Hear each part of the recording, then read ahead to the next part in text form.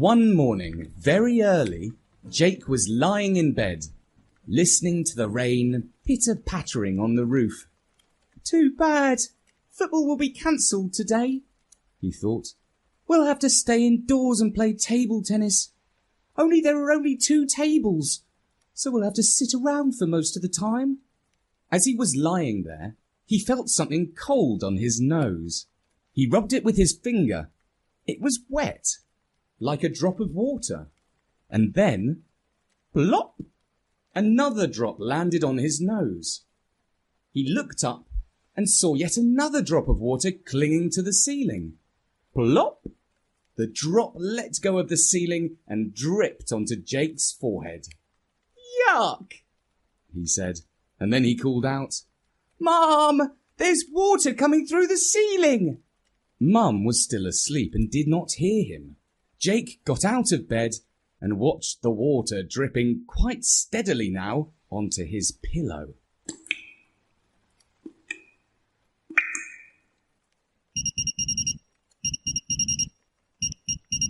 When it was getting up time and Mum arrived, his bed was already soaking. Oh, Jake, why didn't you call me? There's a hole in the roof. I did call out, replied Jake, but you were asleep. Well, someone will have to go up to the roof and take a look, she said. That someone was Dad. Their house had a butterfly roof, which means it slopes inwards and the water collects in a gully. Dad climbed out through a hatch and looked around for a hole. It was raining hard and he was getting extremely wet and the roof was rather slippery. He was about to give up and go back down the hatch when a bird, sheltering from the wind by the chimney, cawed at him. I know you, said Dad. You're Birdie, the crow that Jake likes to talk to. The bird flapped its wings and hopped across the sloping roof. He stopped where some tiles were out of place, and even worse, the felt underneath them was torn. He said. You're right, said Dad. That must be where the leak is coming from. And then he recalled that a man had been up on the roof at the end of summer to look for a wasp's nest. He must have accidentally broken some tiles and not mentioned it. That was why the rain was now leaking into Jake's bedroom. Well, thank you, Birdie, said Dad. That's really helpful. Just as he was about to lower himself down through the hatch, a large bird flew just over his head, almost touching him. Stop that, Birdie, called out Dad. A moment later he thought to himself, Birdie doesn't usually go eek, he goes caw. But he did not stop to ponder the question for long, because he had more urgent things to do, like getting out of the rain. When he arrived at work, Dad looked on the internet and found a roofing company. He called and arranged a visit. That evening, a man from the company came round. He had an extremely large tummy. Jake said, How are you going to get through the hatch onto the roof? Oh, you won't catch me going up on the roof, said the man. Far too dangerous. I'll just stick my head out and take a look. Which is what he did. He stood on the stepladder and put his head through the hatch. When he had been looking for a couple of minutes, there was a very loud cry from somewhere above his head. He ducked down quickly. Seagulls, he said, alarmed. Seagulls? We're miles from the sea, said Jake. Yes, but that doesn't stop 'em coming inland and making their nests in the chimneys of townhouses, he said. A real hazard they are, those seagulls. Crazy aggressive. Oh, come on. You're not afraid of some birds, are you? Asked Mum. I'm not, but the lad that has to go up on the roof will be. How would you like to be working high up with those great big angry birds buzzing around your head? It ain't nice, is it? My best friend is a bird, said Jake. Good for him, said the man. Jake's bedroom ceiling continued to drip for the next 3 days. Mum replaced his pillow with a plastic tub, and he went to sleep in the spare room. Towards the end of the week, when the sun was shining, 3 roofers came over to fix the tiles. Fortunately, they were slim enough to climb through the hatch. But all day, the seagulls, who were nesting in a chimney pot, swooped over their heads, scratched their scalps with their claws, and even pecked at them. "Here, clear off!" called the men, along with some bad words that we won't repeat here. When Jake returned home from school, the roofers were packing up their van. "Did you fix the roof?" he asked, "because it's been leaking onto my bed." "Sorry," said one of the men. "We couldn't get much done today. The seagulls were bothering us non-stop." Jake saw Mum rolling her eyes. She clearly thought these roofers were rather pathetic to be bothered by seagulls. One of the men saw her expression.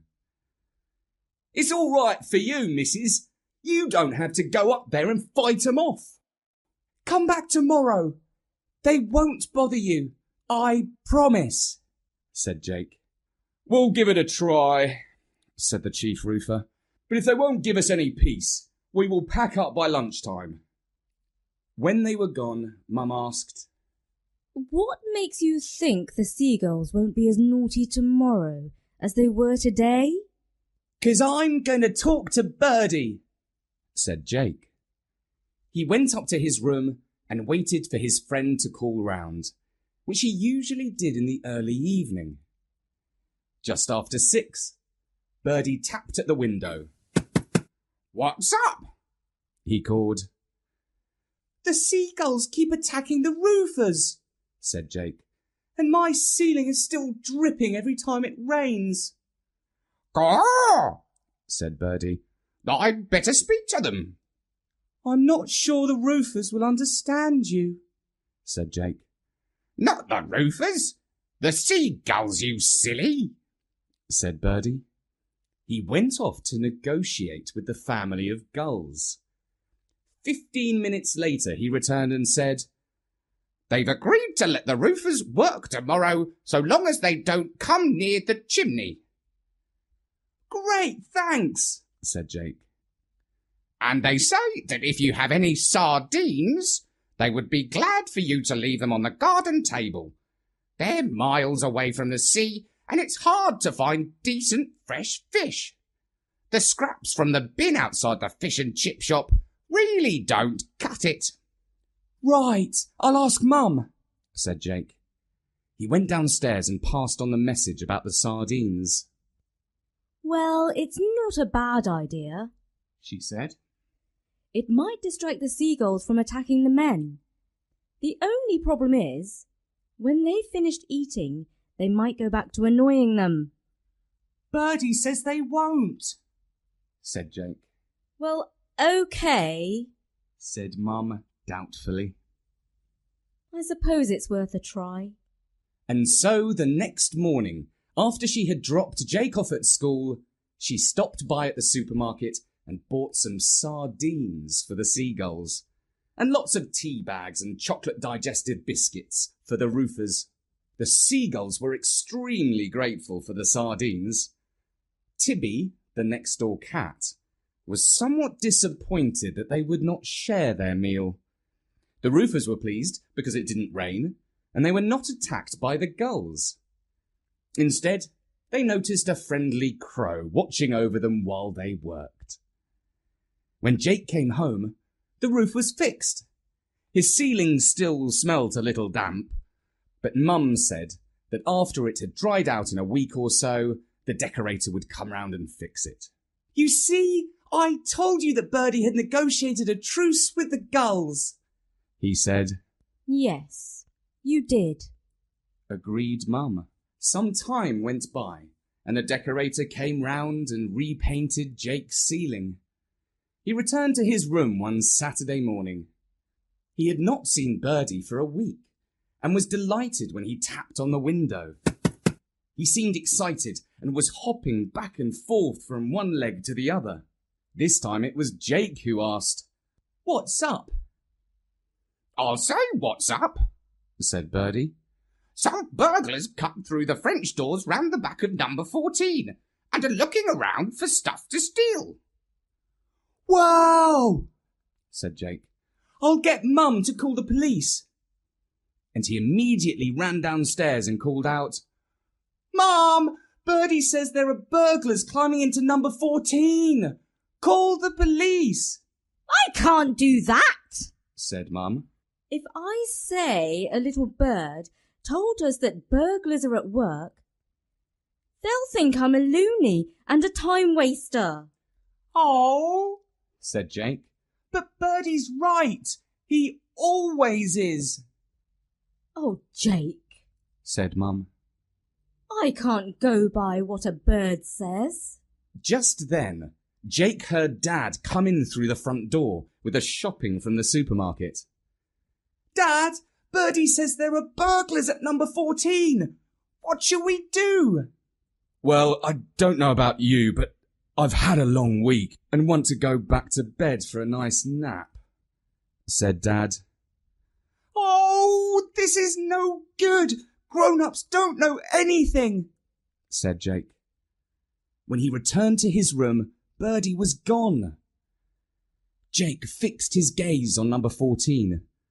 It was not long before two men came out wearing motorbike helmets. They were both carrying bags and soon jumped onto mopeds. They started to speed down the road, but before they could reach the T-junction, 3 seagulls dive-bombed them. The men tried to fight off the aerial attack, but it wasn't easy to ride a moped when a seagull was attacking your head, even if you were wearing headgear. One gull flapped in front of the lead biker's visor, and another swooped down and crashed into the side of his head with its talons, while a third pecked at the second biker's gloves. It wasn't long before the burglar came off his bike, and the second went skidding across the road and crashed into a gatepost. A Georgian silver teapot rolled out of one bag, followed by an antique French carriage clock, which landed on the pavement and smashed into pieces. The bikers got to their feet and ran, leaving the loot behind. Jake called out of his window, "Go on, gulls! Get 'em!" His dad came into the room to ask what was going on. "Look!" said Jake. Dad looked out onto the street and saw the men fighting off the gulls who were trying to cut off their retreat. "Well, I never," said Dad. "I never knew seagulls could be so aggressive." "Only against roofers and burglars," said Jake. "What makes you think they're burglars?" asked Dad. "Because they took Mr. Joseland's clock and his teapot," said Jake. "Oh, come on," said Dad.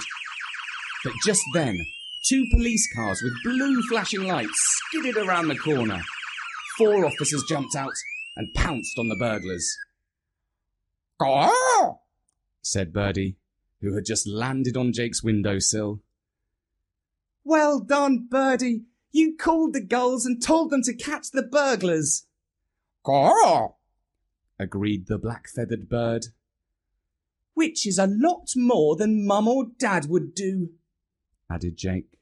"Well," said Dad. But he did not know what to say. So he sheepishly left Jake's room and went to lie down. "Those gulls," he muttered to himself. "Really aggressive. Who would have thought it?"